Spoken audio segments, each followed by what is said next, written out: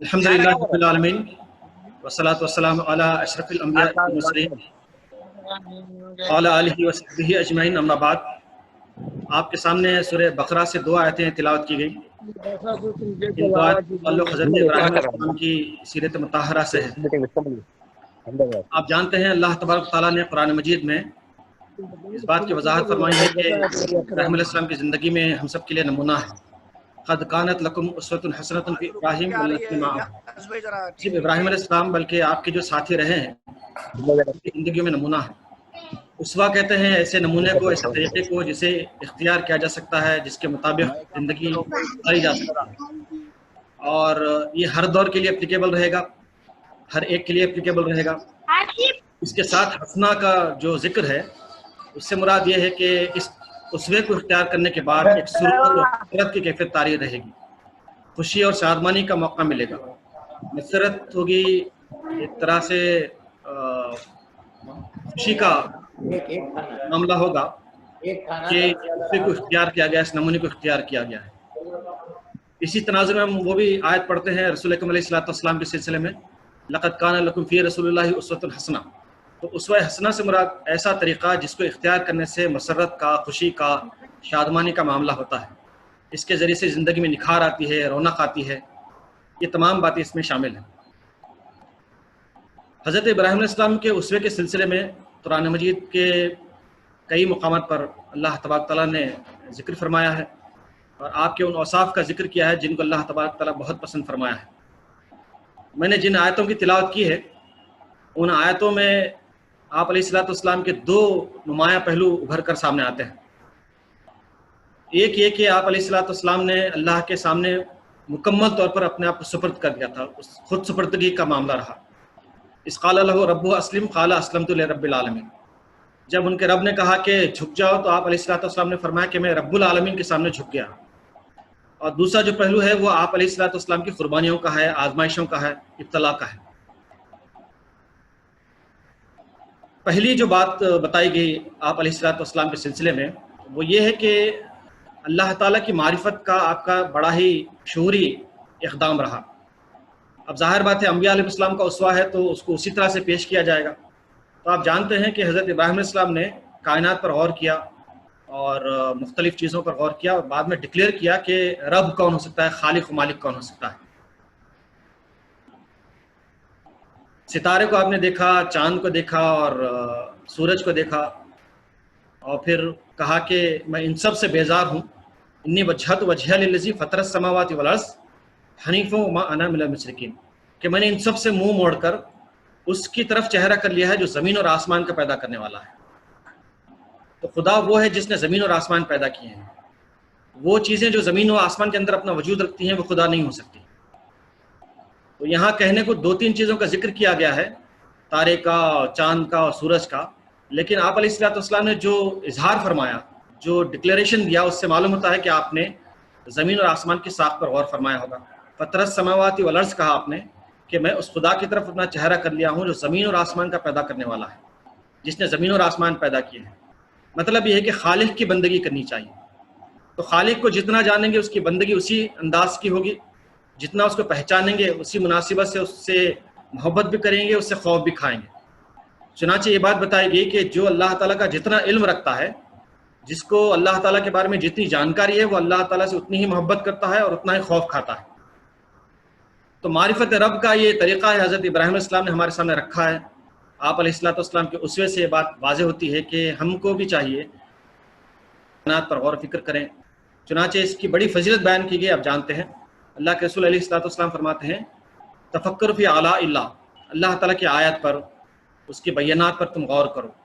جہاں ظاہر بات ہے جب اللہ تعالیٰ کی کائنات پر غور کریں گے اور اس کی مخلوقات پر غور کریں گے تو خالق کا پتہ چلے گا، خالق کی جان پہچان ہوگی۔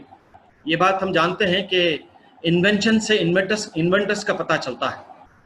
تو اللہ تبارک تعالیٰ نے پوری کائنات بنائی اور ہمیں آنکھیں دی اور دل دیے اور کان دیے تاکہ ہم ان سب کے ذریعے سے اپنے رب کو جان سکیں، پہچان سکیں۔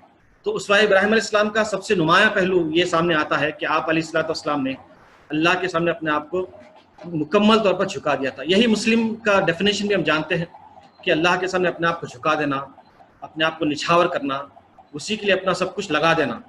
ان صلاتی و نسکی و محیایا و مماتی للہ رب العالمین. یہ جو آیت ہے سورۃ الانعام کی، یہ مکمل طور پر تصویر پیش کرتی ہے اس شخص کی جو مسلم ہے صحیح معنوں میں، کہ اس کا ہر پل زندگی کا اللہ تعالیٰ کے لیے قربان ہے، اللہ تعالیٰ کے لیے نچھاور ہے. تو حضرت ابراہیم علیہ السلام کے اس اسوے سے، معرفت رب کے اسوے سے دو پہلو سامنے آتے ہیں. ایک یہ کہ اللہ تعالیٰ کی جان پہچان کے لیے، اللہ تعالیٰ کے تعارف کے لیے اس کی صفات پر غور کرنا چاہیے، اس کی کائنات پر غور کرنا چاہیے.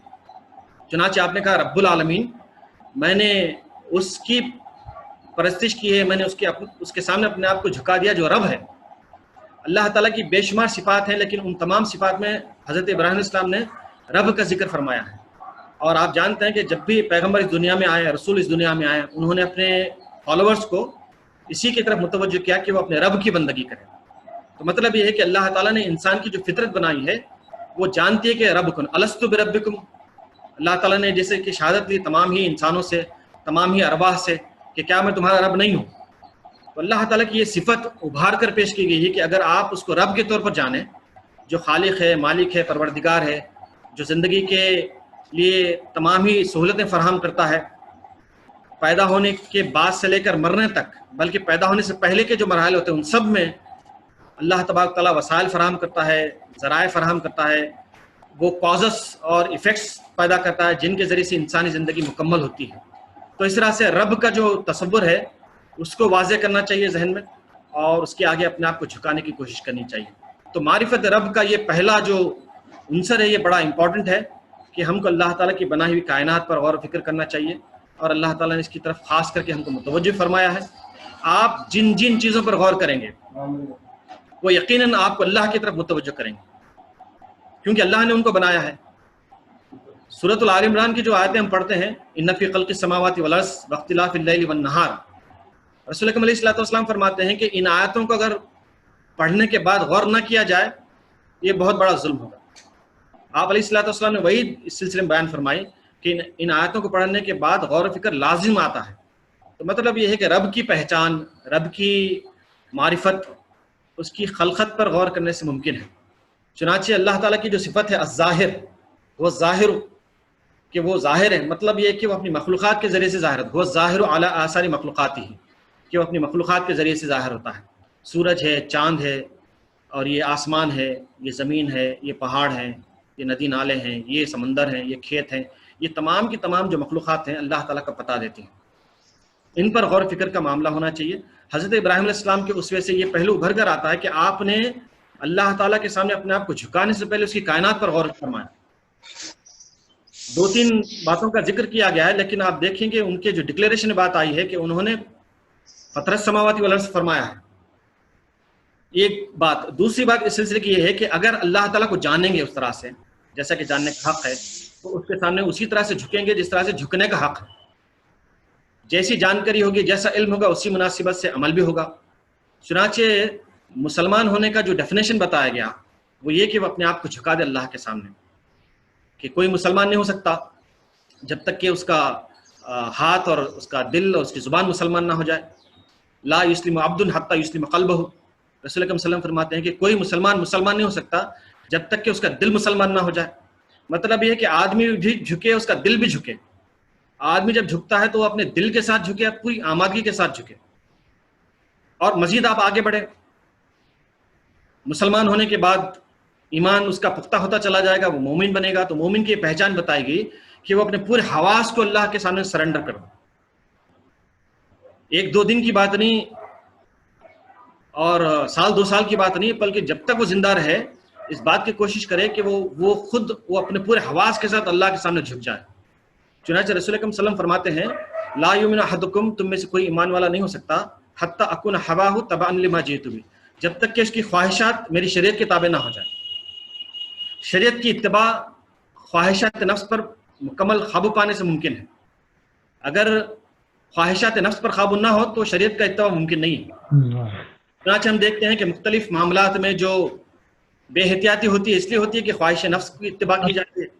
شادی بیاہ کا معاملہ لیجیے، آپ رہن سہن کا معاملہ لیجیے، کھانے پینے کی بات لے لیجیے، جتنے بھی معاملات ہم انجام دیتے ہیں ان میں بے احتیاطی نظر آتی ہے. تو اس لیے نظر آتی ہے کہ وہاں پر خواہشات نفس کا دخل ہوتا ہے. اگر ان کو شریعت کے تابع کر دیا جائے تو سادگی آئے گی، سمپلسٹی محسوس ہوگی، اللہ اور اس کے رسول صلی اللہ علیہ وسلم کی اطاعت محسوس ہوگی۔ تو یہ پہلی بات ہے جو حضرت ابراہیم علیہ السلام کے اسوے سے ظاہر ہوتی ہے کہ آپ علیہ السلام نے اللہ تبارک و تعالیٰ کے سامنے اپنے آپ کو پوری طرح سے مکمل طور پر سرنڈر کر دیا تھا۔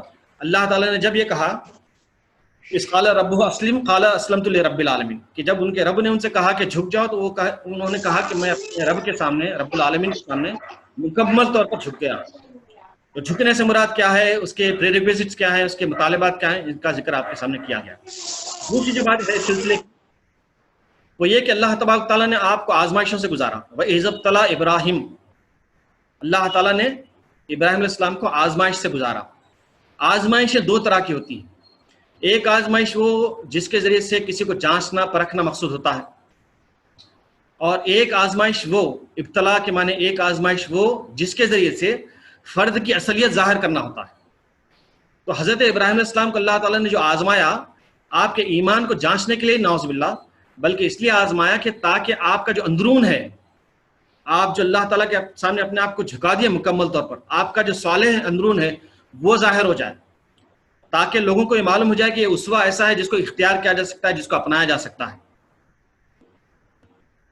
وَإِذِ ابْتَلَىٰ ابراہیم سے مراد یہ ہے کہ اللہ تبارک تعالیٰ نے ابراہیم علیہ السلام کو آزمایا، اس لیے آزمایا کہ آپ علیہ السلام کا جو اندرون ہے اللہ تعالیٰ کی معرفت کا، اللہ تعالیٰ کی محبت کا، اللہ تعالیٰ کے خوف کا، اللہ تعالیٰ کی خشیت کا، وہ لوگوں پر ظاہر ہو جائے۔ وَإِذِ ابْتَلَىٰ ابراہیم ربہ بکلمات، چند چیزوں میں اللہ تبارک تعالیٰ نے آپ کو آزمایا۔ اور آپ کی آزمائش کا جو سلسلہ شروع ہوتا ہے گھر سے شروع ہوتا ہے، ہم جانتے ہیں کہ جب آپ نے اپنے والد سے کہا کہ اتعبدون ما تنحتون، کیا تم ان کی پوجا کرتے ہو جن کو خود اپنے ہاتھ سے بناتے ہو؟ انی اراک و قومک فی ضلال مبین، میں آپ کو اور آپ کی قوم کو کھلی ہوئی گمراہی میں دیکھتا ہوں۔ حضرت ابراہیم علیہ السلام نے اپنے والد محترم سے کہا کہ دیکھو یہ معاملہ ہے کہ تم جن کو پوج رہے ہو وہ خدا نہیں ہو سکتے، ان کو تو تم نے اپنے ہاتھ سے بنا لیا ہے، تو جو ہاتھ سے بناتے ہیں، جن کو ہاتھ سے بنایا جاتا ہے، وہ خدا کیسے ہو سکتے ہیں؟ اتعبدون ما تنحتون، کہ تم ان کی عبادت کرتے ہو جن کو تم اپنے ہاتھ سے بناتے ہو۔ تو حضرت ابراہیم علیہ السلام نے جب یہ فرمایا، اس طرح کی گفتگو ہوئی، تو ظاہر بات ہے کہ آپ کو گھر میں رہنے نہیں دیا، کہا کہ نکل جاؤ، تو آپ علیہ السلام نکل گئے گھر سے۔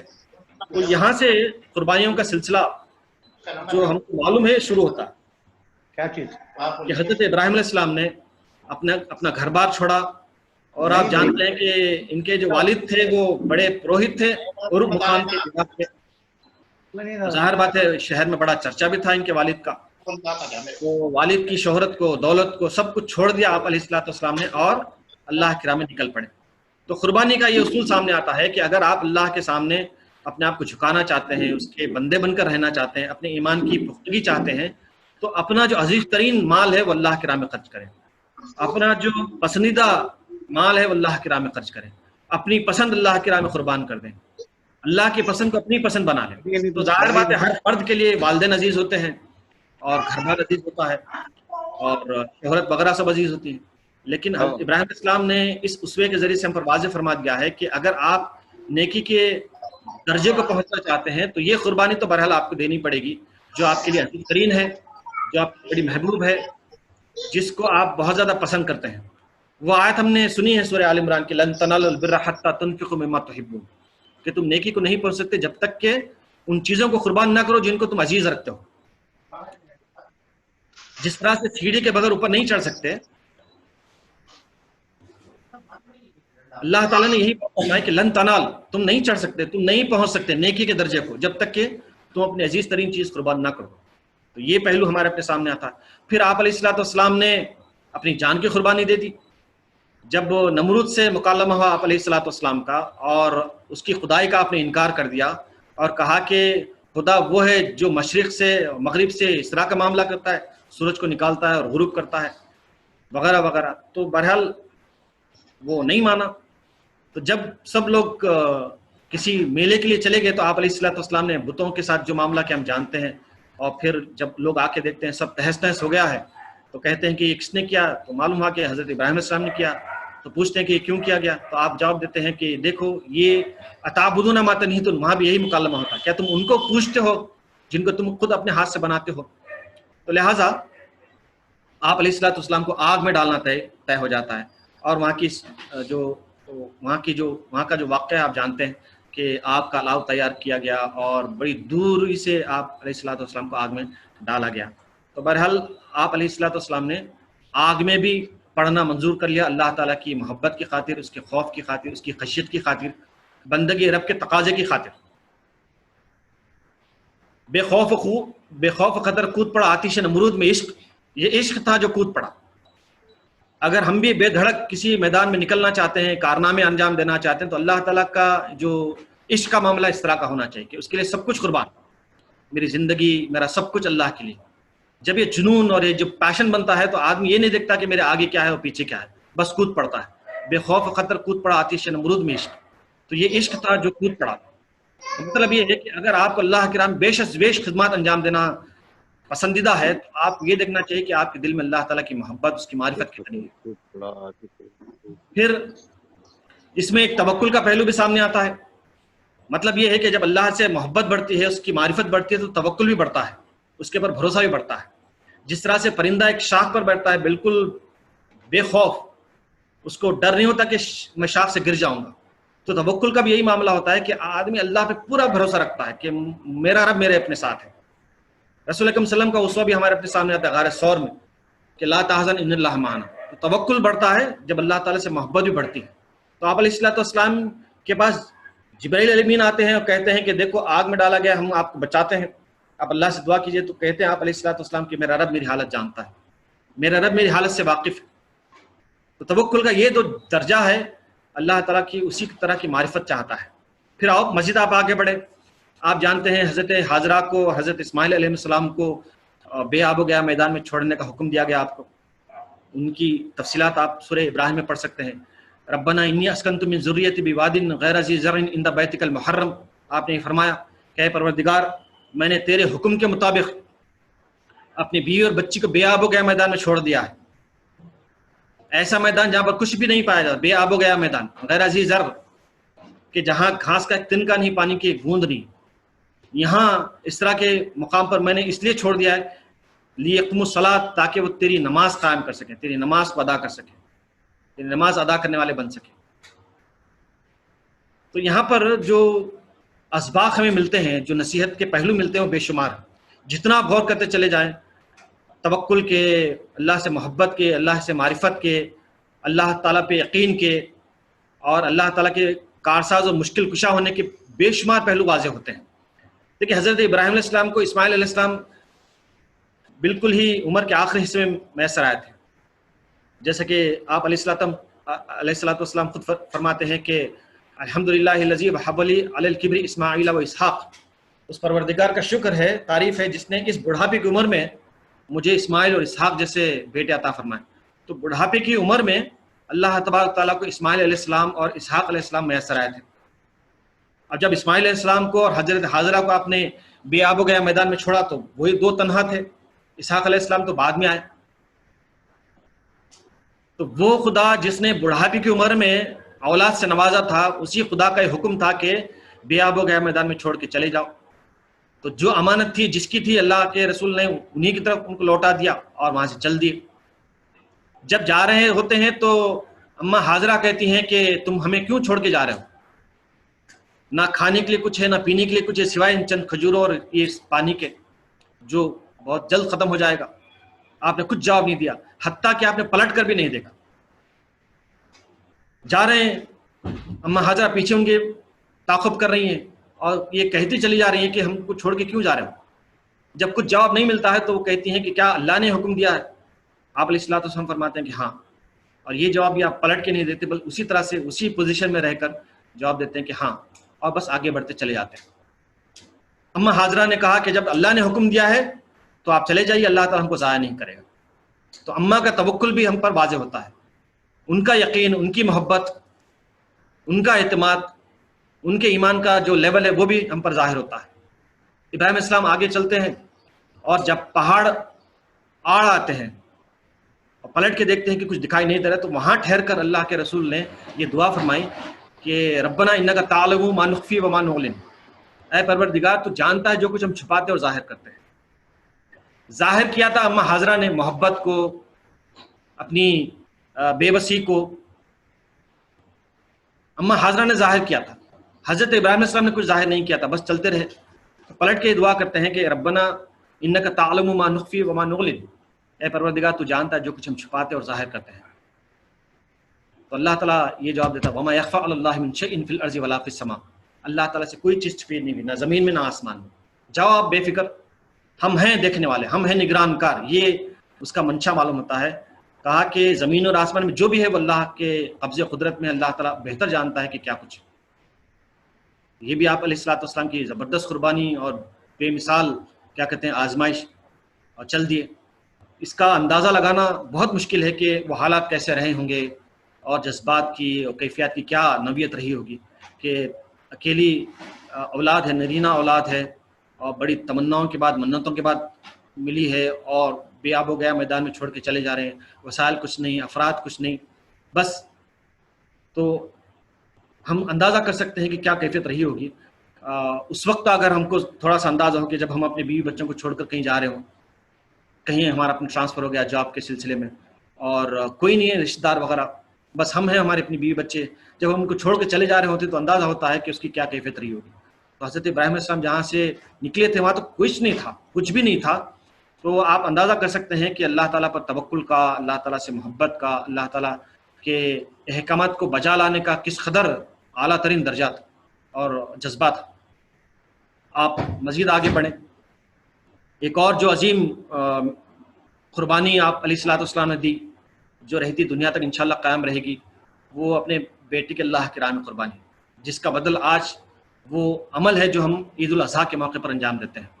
اس کی تفصیلات آپ حضرات جانتے ہیں کہ کس طرح سے حضرت ابراہیم علیہ السلام نے وہ تمام مراحل طے کیے اور کس طرح سے اپنے بیٹے کو قربان کرنے کے لیے تیار ہو گئے. اس کا ذکر تفصیل سے آپ کو سورہ صافات میں ملے گا.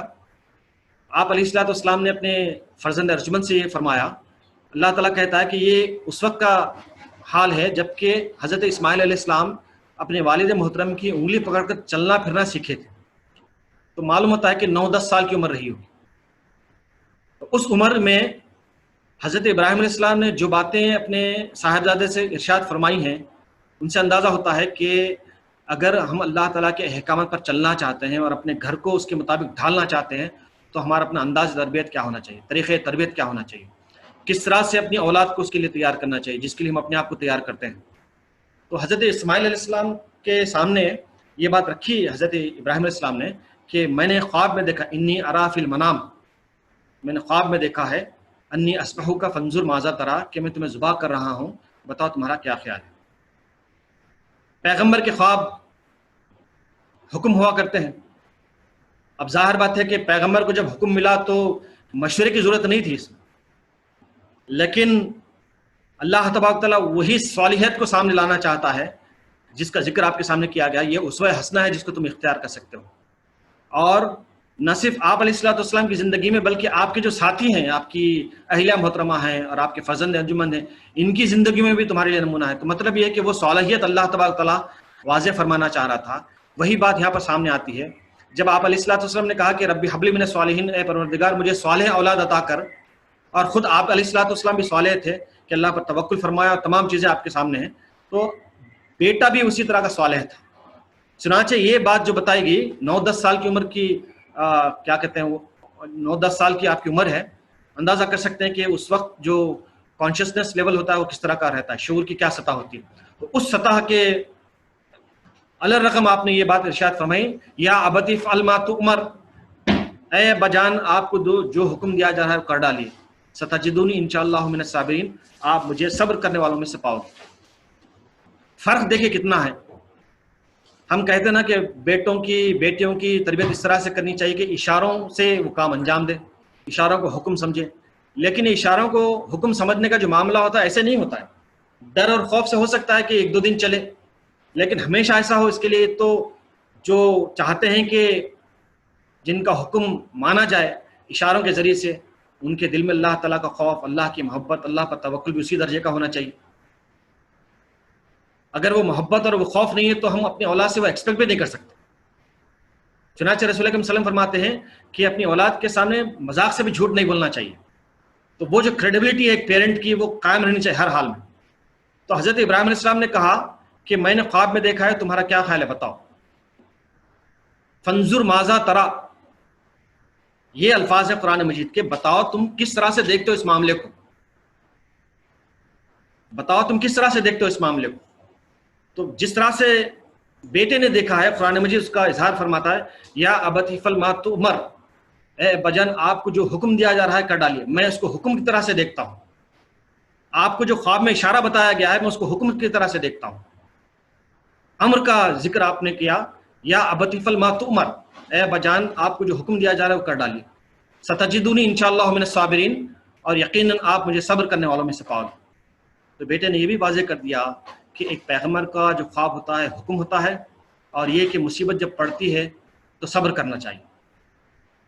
بیٹے نے دونوں باتیں کہہ دی اپنے والد محترم سے. کہا کہ اگر آپ کو یہ بتایا گیا ہے تو یہ خواب نہیں بلکہ حکم ہے، آپ کر ڈالیے، مجھے اللہ کے راہ میں ذبح کر ڈالیے، آپ مجھے صبر کرنے والوں میں سے پاؤ گے. یہ جو واقعہ ہے حضرت ابراہیم علیہ السلام حضرت اسماعیل علیہ السلام کا جو اسوہ ہے وہ ہمارے اپنے سامنے آتا ہے. لیکن اس کے پس پردہ جو بات ہے، وہ جو علامہ اقبال کا شعر ہے، وہ فیضان نظر تھا یا تھی مکتب کی کرامت، یعنی فیضان نظر اور مکتب کی کرامت. سکھائے کس نے اسماعیل کو آداب فرزندی، کہ اسماعیل علیہ السلام کو اس عمر میں کس نے سکھایا آداب فرزندی. فیضان نظر سے مراد حضرت ابراہیم علیہ السلام کی طرف اشارہ ہے کہ اپنے والد نے اپنے محترم بیٹے کی جو تربیت کی تھی محبت سے، شفقت سے، ڈرا کر نہیں. فیضان نظر تھا کہ نظروں کے ذریعے سے بڑی ہی دل جمعی کے ساتھ اور دلجوئی کے ساتھ بڑی خشوع کے ساتھ اپنے بچے کی تربیت کیا کرتے تھے. وہ فیضان نظر تھا. مکتب کی کرامت سے مراد حضرت حاجرہ علیہ السلام کی طرف اشارہ ہے کہ اماں حاجرہ نے بھی اپنے بیٹے کی تربیت فرمائی تھی.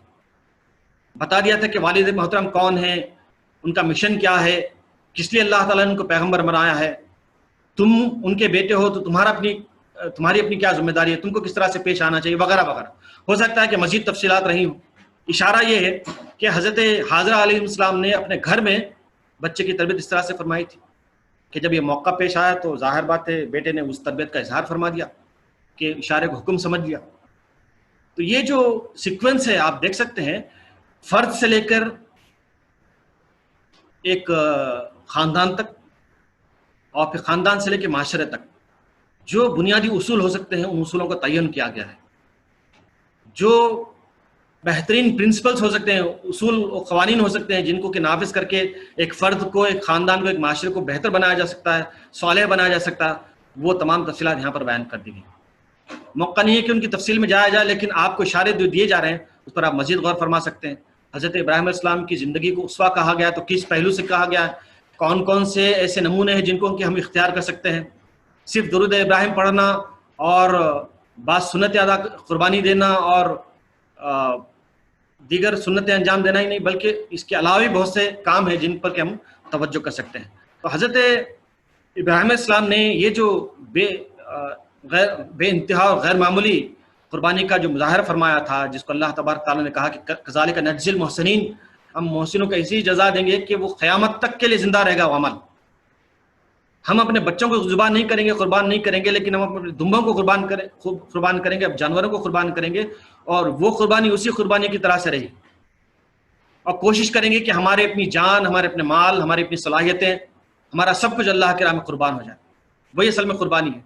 تو یہ جو عمل کی انتہا ہے، عمل کا اعلیٰ ترین نمونہ ہے، یہ ایسے ہی ممکن نہیں ہو سکتا جب تک کہ فرد نیک نہ ہو، اس کی اولاد نیک نہ ہو، اس کی بیوی نیک نہ ہو. مطلب یہ کہ فرد کے ساتھ اس کا اپنا خاندان بھی نیک ہونا چاہیے، اس کی فیملی بھی اچھی ہونی چاہیے، فیملی بھی عمل کرنے والی ہونی چاہیے، فیملی بھی ایمان رکھنے والی ہونی چاہیے.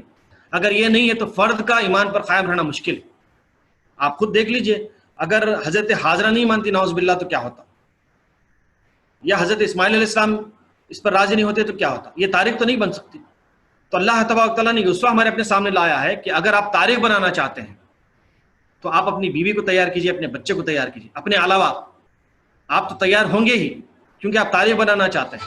تو اس کا ایک پہلو یہ بھی ہے کہ آپ اپنی بیوی کو، اپنے بچے کو بھی تیار کیجئے. تو بیوی کا جو تصور دیا گیا وہ یہی ہے کہ اچھی بیوی وہ ہے تو عینہ علی ایمان ہی. رسول اکرم صلی اللہ علیہ وسلم فرماتے ہیں کہ جو تمہارے اپنے ایمان کے معاملات میں تمہاری مدد کرے. تعلقات جو ہوتے ہیں میاں بیوی کے، کیا دیتے ہیں کیا لیتے ہیں اس پر ہوتا ہے. کیا اظہار کرتے ہیں کیا اظہار نہیں کرتے اس پر ہوتا ہے. لیکن اگر ان دو کے درمیان اللہ تعالیٰ کی محبت آ جائے, اللہ تعالیٰ کا خوف آ جائے, تو وہ میاں بیوی آئیڈیل بن جاتے ہیں. چنانچہ رسول اکرم صلی اللہ علیہ وسلم فرماتے ہیں زوجۃ مومنۃ تعینها علی ایمانہ, سب سے اچھی بیوی وہ ہے جو مومنہ ہے اور اپنے شوہر کے اچھے کاموں میں تعاون کرتی ہے. تو بیوی کے تعاون سے ہی شوہر اپنے کاموں کو انجام دے سکتا ہے. اگر وہ چاہتا ہے کہ معاشرے میں انقلاب آئے, وہ چاہتا ہے کہ معاشرہ بدل جائے, تو وہ شوہر بیوی کے تعاون کے بغیر نہیں کر سکتا. مرد کے جو عزائم ہوتے ہیں, جو میدان میں نظر آتے ہیں, اس کے پیچھے میں ایک عورت کی ہمت, عورت کا دلاسا, عورت کا تعاون اور اس کی مدد شامل حال رہتی ہے. اس لیے وہ محاورہ ہے شاید کہ ہر کامیاب مرد کے پیچھے عورت کا ہاتھ ہوتا ہے. مطلب یہی ہے کہ جب تک کہ بیوی ساتھ نہ دے, شوہر اپنے کاموں کو صحیح طور سے انجام نہیں دے سکتا. تو دونوں کے درمیان محبت کا تعلق تو ہو ہی, لیکن ایمان کا تعلق بھی ہونا چاہیے, اور یہی اصل میں مقدم ہونا چاہیے. دونوں کے درمیان محبت ہے تو ظاہر بات ہے 2 سال رہے گی, 4 سال رہے گی, 10 سال رہے گی. بعد میں اگر ایمان رہے تو یہ تاعمر رہ سکتی. وہ حدیث ہم سنتے ہیں تو اس کا صحیح طور سے اندازہ ہوتا ہے. رسول اکرم صلی اللہ علیہ وسلم فرماتے ہیں کہ اچھا شوہر وہ ہے جو رات کے پچھلے پہر اٹھتا ہے تہجد کی نماز کے لیے اور اپنی بیوی کو اٹھاتا ہے, اور بیوی اگر نہیں اٹھتی ہے تو اس کے منہ پر پانی کے چھینٹے مارتا ہے, اور دونوں اٹھ کے نماز پڑھتے ہیں. پھر بیوی کے بارے میں کہا کہ اچھی بیوی وہ ہے جو رات کو اٹھتی ہے نماز کے لیے اور اپنے شوہر کو اٹھاتی ہے, اور اگر شوہر نہیں اٹھتا ہے تو پھر اس کے منہ پہ پانی کے چھینٹے مارتی ہے, دونوں مل کے نماز پڑھتے ہیں. تو رات کا وہ وقت جب کہ گہری نیند ہوتی ہے, اس وقت ایک طرح سے غنودگی چھائی ہوئی ہوتی ہے. ایسے میں اگر کوئی پانی مارے منہ پر اور اٹھا دے, جگا دے, اور جگانے والی بیوی ہو یا جگانے والا شوہر, تو ظاہر بات ہے کہ ہنگامہ ہو سکتا ہے رات کے اس وقت. لیکن کہا کہ دونوں اٹھ کے نماز پڑھتے ہیں. تو مطلب یہ ہے کہ اگر محبت آ جائے میاں بیوی کے درمیان, اور وہ محبت ایمان کی بنیاد پر ہو, تو یقیناً وہ محبت قائم رہے گی. دونوں کے درمیان کے ازدواجی تعلقات بڑے اچھے رہیں گے. ورنہ یہی ہوتا ہے کہ ایکسپیکٹیشن کی بنیاد پر تعلقات قائم رہتے ہیں. کس حد تک ایکسپیکٹیشن پورے ہوں گے, اسی مناسبت سے محبت بھی قائم رہے گی, تعلقات بھی قائم رہیں گے. جہاں تعلقات بگڑے تو مطلب یہ ہے کہ وہ توقعات پوری نہیں ہو رہی, اس کا مطلب نکلتا ہے. تو بہرحال حضرت ابراہیم علیہ السلام کے اسوے سے یہ پہلو سامنے آتا ہے. پھر اولاد کو مشن کے لیے تیار کرنا, اولاد کو بتانا کہ زندگی کا مقصد کیا ہے, نسب العین کیا ہے, کیسے اللہ کی راہ میں بیش از بیش خدمات انجام دی جا سکتی ہیں, اس کے لیے کس طرح کی کوالٹیز, کس طرح کی صفات ہمارے اپنے اندر پیدا ہونی چاہیے, وغیرہ وغیرہ. یہ نہیں دیکھنا چاہیے کہ بچے کی عمر کیا ہے اور بچہ سمجھے گا کہ نہیں سمجھے گا. ہم کو بہرحال جیسے ہی بچہ شعور سنبھالنے لگتا ہے, ہوش سنبھالنے لگتا ہے, اس کے سامنے باتیں بیان کرتے رہنی چاہیے. یہ جو ہم اذان دیتے ہیں بچوں کو, بچے سمجھ نہیں سکتے, ظاہر بات ہے بہت ہی چھوٹی عمر کے ہوتے ہیں, پیدا ہوئے ہوتے ہیں, تو ان کا سمجھنے کا سوال ہی نہیں پیدا. دیتے اس لیے ہیں کہ کان میں پڑے وہ بات. پہلی بات جو پڑے گی کان میں وہ اللہ کی بات رہے گی. وہ جو آواز سنیں گے اللہ کا نام سنیں گے. تو مطلب یہ ہے کہ آغاز سے ہی ہم کو یہ تربیت دی گئی ہے کہ بچوں کو ہم اللہ کا نام سنائیں, اللہ کی وحدانیت کا انہیں درس دیں, سبق سکھائیں, اللہ تعالیٰ کا وہ پہلو سامنے لائیں جو محبت کا, رحمت کا پہلو ہے. ورنہ آپ دیکھیے ہمارے اپنے معاشرے میں اللہ تعالیٰ عذاب دے گا, اللہ تعالیٰ سزا دے گا, یہی بات بار بار ہم دہراتے ہیں. بچوں کے سامنے اللہ تعالیٰ کی رحمت کے, اس کی عظمت کے, اس کی جو قدرت ہے, اس کے جو کرشمے ہیں, وہ پہلو سامنے نہیں آتے. چنانچہ چاند کو کسی اور کی طرف منسوب کیا جاتا ہے, سورج کو کسی اور کی طرف منسوب کیا جاتا ہے, حالانکہ سب اللہ کے ہیں. وَسَخَّرَ الشَّمْسَ وَالْقَمَرَ, سورج کو چاند کو اللہ نے بنایا ہے, اللہ نے ان کو اپنے قبضے میں رکھا ہے. تو مطلب یہ ہے کہ جب بچوں سے ہم ایمانی تعلق قائم کرتے ہیں تو ہمارے اپنے نظریات, ہمارے اپنے افکار, ہمارے اپنے خیالات اسی کی مناسبت سے طے پاتے ہیں. ورنہ آپ دیکھیں ایسے بہت سے محاورے ہیں, ایسی بہت سی کہاوتیں ہیں جن کا کوئی ریالٹی سے, حقیقت سے تعلق نہیں لگتا. اب ہے مستمل, استعمال غیر شعوری طور پر کر لیتے ہیں ان کو بھی. اگر ایمان کی بنیاد پر اور اولاد کو صالح بنانے کے پیش نظر کام کیا جائے تو یقیناً وہ ٹرینڈز بدلیں گے جن کی ہم متمنی ہیں, جو کہ ہمارے اپنے نسب العین کا حصہ ہیں.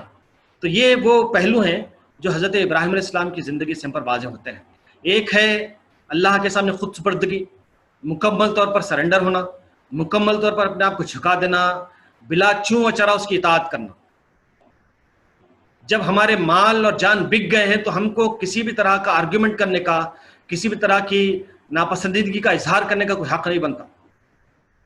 ہمارے مال, ہماری جان بک گئے, اللہ تعالیٰ نے جنت کے بدلے خرید لیے. جنت اگر آپ کو عزیز ہے تو آپ کو کسی بھی طرح کا کوئی یہ نہیں کرنا چاہیے, تعامل نہیں کرنا چاہیے, بلا چوں چرا اللہ کے سامنے اپنے آپ کو جھکا دینا چاہیے. تو اللہ کے سامنے جھکانے کے لیے جو ایمان کا درجہ چاہیے, جو ایمان کا لیول چاہیے, وہ لیول پیدا ہو سکتا ہے اگر ہم اس کی معرفت حاصل کریں. معرفت حاصل ہو سکتی ہے اگر ہم اس کی کائنات پر غور کریں, اس کی مخلوقات پر غور کریں. اس لیے اس کی بڑی فضیلت بتائی گئی کہ رات بھر کی عبادت سے افضل یہ بات ہے کہ آدمی کچھ دیر غور کر لے اللہ کی کائنات پر. اور غور کرنے ہی کے لیے اللہ تعالیٰ نے ہم کو آنکھیں دی ہیں, یہ کان دیے ہیں, یہ دل دیے ہیں, ورنہ جانوروں کے پاس بھی یہ سب چیزیں ہیں. انسان کو اللہ نے اس لیے دی ہیں کہ ان کے ذریعے سے وہ اللہ کی معرفت حاصل کرے. لعلکم تشکرون کا اللہ تعالیٰ نے تاکہ تم شکر ادا کرنے والے بن سکو. اور شکر ادا کرنا ہی اصل میں اللہ کی بندگی ہے, اور اللہ کی بندگی کے لیے اللہ تعالیٰ نے انسانوں کو پیدا کیا ہے. تو مطلب یہ ہے کہ یہ جو سینسس اللہ نے دیے ہیں, یہ سینسس اللہ نے دیے ہیں. ظاہر بات ہے اگر ان کا استعمال کیا جائے تو اللہ ہی کی طرف متوجہ ہوں گے, اللہ کی معرفت حاصل ہوگی, اور جتنی اللہ تعالیٰ کی معرفت حاصل ہوگی اللہ تعالیٰ سے ہم اتنے ہی قریب ہوں گے. انا عند ظن عبدی بھی فلیظن بی ما یشاء. حدیث قدسی میں اللہ تعالیٰ فرماتا ہے کہ میں اپنے بندے کے ساتھ اس کے حسن ظن کے مطابق ہوں. جیسا وہ ظن قائم کرے گا, جیسا وہ گمان کرے گا, میں اس کے ساتھ اسی طرح کہوں گا. تو مطلب یہ ہے کہ یہ سینسس جو دیے گئے ہیں, جو اللہ تبارک تعالیٰ نے حواس عطا فرمائے ہیں, ان حواس کا صحیح اگر استعمال کیا جائے تو یقیناً اللہ تعالیٰ کی معرفت نصیب آ سکتی ہے. پھر یہ کہ اللہ کی راہ میں بیش از بیش خدمات انجام دینے کے لیے, قربانیاں دینے کے لیے بھی تیار ہونا چاہیے. اللہ تعالیٰ ہم سب کو آزمائشوں سے بچا لے, لیکن بہرحال اللہ تعالیٰ کی یہ سنت رہی ہے کہ وہ اپنے بندوں کو ان کے اپنے علم کے حساب سے, ان کے اپنے عمل کے حساب سے, ان کے اپنے ایمان کے حساب سے آزماتا ہے. یہ انیویٹیبل ہے کہ اللہ تعالیٰ آزماتا ضرور ہے تاکہ جانچ سکے کہ ایمان کس درجے کا ہے. انبیاء علیہ السلام کو نہیں آزماتا تھا اس طرح سے کہ وہ جانچے کہ ان کا ایمان کیا ہے, وہ تو جانتا ہی تھا. لیکن ہم چونکہ ایمان لائے ہیں اور ہم ایمان کا دعویٰ کرتے ہیں اور مسلم بنے رہنے کا یہ وعدہ کرتے ہیں, تو اللہ تعالیٰ یقیناً یہ جانچے گا, پرکھے گا کہ ہمارا اپنا ایمان کیسا ہے اور کس درجے کا ہے. تو جس کا جیسا ایمان ہوگا اللہ تبارک تعالیٰ اسی مناسبت سے اس کی آزمائش کرے گا. پھر یہ کہ بیش از بیش خدمات انجام دینے کے لیے یہ ضروری ہے کہ آدمی بھی نیک ہو اور اس کا گھر اور خاندان بھی نیک ہو. وہ اکیلا نیک ہو تو یہ کافی نہیں ہے, بلکہ اس کو اپنے خاندان کے ساتھ نیک بنے رہنا چاہیے. یہ جو بات بتائی گئی واعتصموا بحبل اللہ, سب مل کر اللہ کی رسی کو مضبوطی کے ساتھ پکڑ لو, مطلب یہ ہے کہ گھر کے پورے لوگ اگر دین پر چلنے والے بنے تو دین پر عمل کرنا آسان ہو جائے گا. صرف والد ہے, صرف والدہ ہے, صرف بھائی ہے, صرف بہن ہے, ظاہر بات ہے کہ مشکلات پیدا ہو جائیں گی. کہا کہ تم سب مل کر اللہ کی رسی کو مضبوطی کے ساتھ پکڑ لو, تم سب مل کر اللہ کے دین پر چلنے کی کوشش کرو تو یقیناً دین پر چلنا آسان ہو جائے گا. تو حضرت ابراہیم علیہ السلام کا اسوہ ہمیں یہ درس دیتا ہے کہ ہم ان پہلوؤں پر غور کریں اور توجہ کریں, اور اس بات کی طرف ہمیشہ متوجہ رہیں کہ ہم کیا ہیں, ہمارے اندر اللہ تعالیٰ کی معرفت کا کیا حال ہے, اور ہم اللہ تعالیٰ کے آگے کتنے جھکنے والے ہیں, کتنے جھکے ہیں, اور پھر یہ کہ ہم اللہ کی راہ میں کیا کیا قربانیاں دی ہیں, کس نیت کے ساتھ دیے ہیں, کس دل جمعی کے ساتھ دیے ہیں, کس خوشی و خضوع کی کیفیت کے ساتھ دیے ہیں, اور پھر ہمارے اپنے گھر کا کیا حال ہے. اللہ تعالیٰ سے دعا ہے کہ اللہ تعالیٰ ہمیں ان باتوں پر غور کرنے اور عمل کرنے کی توفیق عنایت فرمائے, اسوہ ابراہیم علیہ السلام کو سمجھنے اور اسے اختیار کرنے کی توفیق عنایت فرمائے. آمین یا رب العالمین. آخر دعوانا الحمدللہ رب العالمین. السلام علیکم ورحمۃ اللہ. محترم رعایت کے ساتھیوں, ابھی آپ محترم عبداللہ جاوید صاحب جامع درس قرآن حضرت ابراہیم علیہ السلام کے سیرت کے بارے میں آپ نے سن رہے تھے.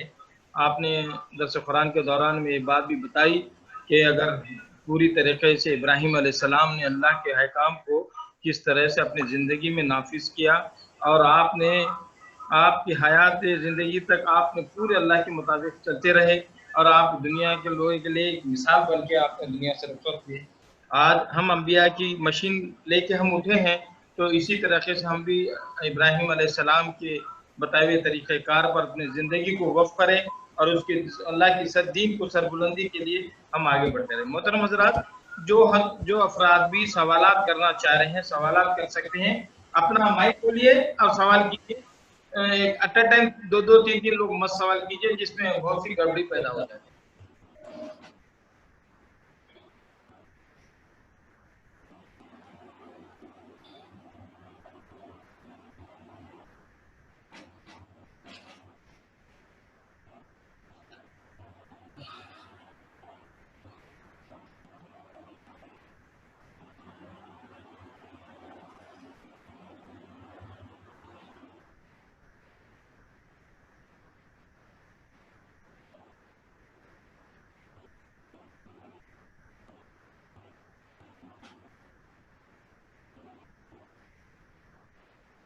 जी, किसी को सवालात?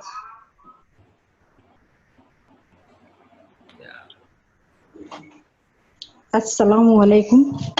रहमतुल्लाह। जी मैं समीना खालिद बोल रही हूँ। जी फरमाइए। जी अब्दुल्ला जईद साहब ने कहा कि बचपन ही से बच्चों को दीन की तालीम और इब्राहिम अलैहिस्सलाम के किस्से सुनाते रहना चाहिए, मगर एक दौर ऐसा गुजरता है खवातीन का जो घरेलू कामों में और फैमिली में उसमें बिजी रहते हैं, तो उस वक्त उतना ख्याल नहीं रहता बच्चों का। तो बड़े हो जाने के बाद उनको किस तरीके से बताना चाहिए, समझाना चाहिए, थोड़ा जी जी इनकरेज जी करना तो अच्छा रहता। जी जी माशाल्लाह, अच्छा सवाल है आपका, बिल्कुल प्रैक्टिकल। मेरे ख्याल से हर खातून के लिए ये सवाल एप्लीकेबल है। जी देखिए, बच्चों की तरबियत के सिलसिले में ये बात वाज़ेह रहनी चाहिए कि सिर्फ माँ का ही रोल नहीं उसमें, बल्कि वालिद का भी है और दीगर अफराद का भी है। जी सबसे ज़्यादा रोल जो है वो वालिदैन का है।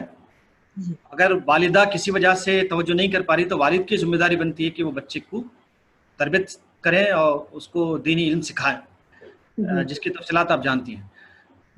एक बात तो ये है, उसूली तौर पर वालिदैन को तवज्जो करना चाहिए और जी इसको आउटसोर्स नहीं करना चाहिए, जैसे कि आजकल का तरीका है कि हम बच्चों को पढ़ाने के लिए कहीं और भेज देते हैं। ये जी अगर ना करें तो बहुत अच्छा रहेगा। तकरीबन 7-8 साल तक हमारे अपने बच्चों को हम खुद पढ़ाएं, तो उसका फ़ायदा ये रहेगा कि बच्चे जी पढ़ने के साथ साथ हमको भी जज करेंगे जी कि जो तालीमात हैं दीन इस्लाम की वो अमल के लिए हैं। अब ज़ाहिर जी बात है, जब हम अपने बच्चों को ये कहते हैं कि सच बोलना चाहिए, नमाज़ों की पाबंदी करनी चाहिए, वक्त की जी पाबंदी करनी चाहिए, वादा खिलाफी नहीं करनी चाहिए, वगैरह वगैरह, तो जी बच्चे उन बातों को समझने के साथ साथ ये देखते हैं कि हमारा अपना तर्ज अमल क्या है। जी तो उनको दोनों तरह से मदद मिलती है। एक तो थ्योरेटिकल बातें आपकी मालूम होती हैं, दूसरा आपका प्रैक्टिकल नमूना वो देखते हैं, तो उससे जी काफ़ी फ़ायदा होता है। उनकी शख्सियत बहुत ज़बरदस्त अंदाज से तरबियत पाती है। पहले ऐसे ही होता था, हमारे जो बुजुर्ग हजरात थे जिनकी तरबियत की गई घरों में, वो देखते थे अपने वालिदैन को, बुनियादी तालीम वहीं से हासिल करते थे, बाद में वो आगे बढ़ते थे, मदरसे वगैरह जामिया वगैरह ज्वाइन करते थे। लेकिन आज ये हो गया है कि हम अपने बच्चों को दीगर मुकाम पर भेजते हैं और हम अपने आप को उससे बिल्कुल फारिग समझते हैं। इससे हमको परहेज़ करना चाहिए। दूसरी बात यह है कि देखिए, तरबियत के लिए ज़रूरी नहीं कि आप बच्चों को सामने ही बताएं। गायब में दुआ भी उनके लिए बहुत मुफीद होती है। जी जी अल्लाह के रसूल सल्लल्लाहु अलैहि वसल्लम फरमाते हैं कि वो दुआ जो बगैर किसी पर्दे के अल्लाह के पास जाती है, वो वालिदैन की दुआ है बच्चों के हक में। तो आप जी बच्चों के हक में दुआ करें। तीसरी बात यह है कि आप नेक अमल करते चली जाएं। जी आपका जो नेक अमल है वो बच्चों पर असर डालेगा। जैसा कि आप वक्त पर नमाज पढ़ती है तो बच्चे देखते हैं उनको, आपके जी उस अमल, और ज़िक्र अस्कार करें और मुख्तलिफ नेक अमल हैं उनको आप अंजाम दें सुबह शाम जब भी फुर्सत मिले। तो मुख्तलिफ तरीके अगर आप इख्तियार करें तो यकीनन आप नहीं तो कोई और नहीं तो किसी और तरीके से बच्चों की तरबियत होने लगती है। जी जी बहुत शुक्रिया। जी, अस्सलाम जी, वालेकुम। वालेकुम सलाम। और कोई सवाल भाई?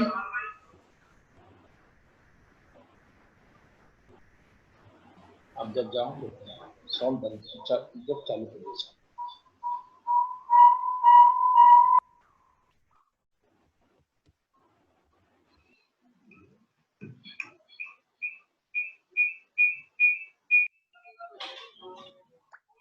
तो भाई और कोई सवाल अगर नहीं है तो फिर इंशाल्लाह दुआ करेंगे। जी, मोहतरम रायत के साथियों, जैसे कि अमीर मुकामी ने अपने इफ्तिताई कलिमात में हिदायत दी कि मुताले के ऊपर ध्यान दिया जाए, तमाम लोगों से और एक बार रिक्वेस्ट किया जाता है कि ख़ास तौर पर मुताले पर ध्यान दीजिए, और जब भी आप मुताला करते हैं अपना मोबाइल का डाटा बंद कीजिए और मोबाइल के कॉल रिसीव कीजिए, मगर डाटा मत ओपन कीजिए। अगर फिर डाटा अगर ओपन करें तो आप यकीनन मानिए कि उसमें फिर उस रो में चले जाएंगे।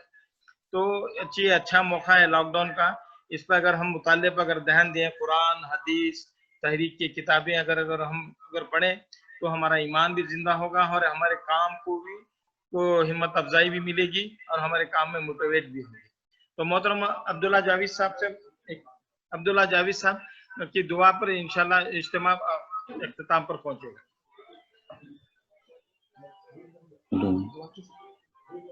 हाँ? आया है।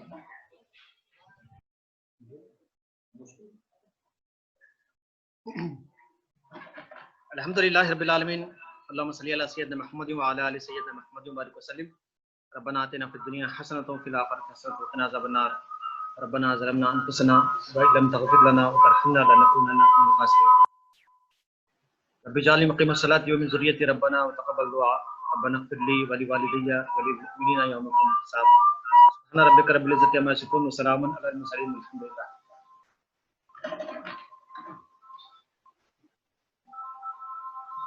چل اجتماع برخاست کیا جاتا ہے۔ جزاک اللہ خیر۔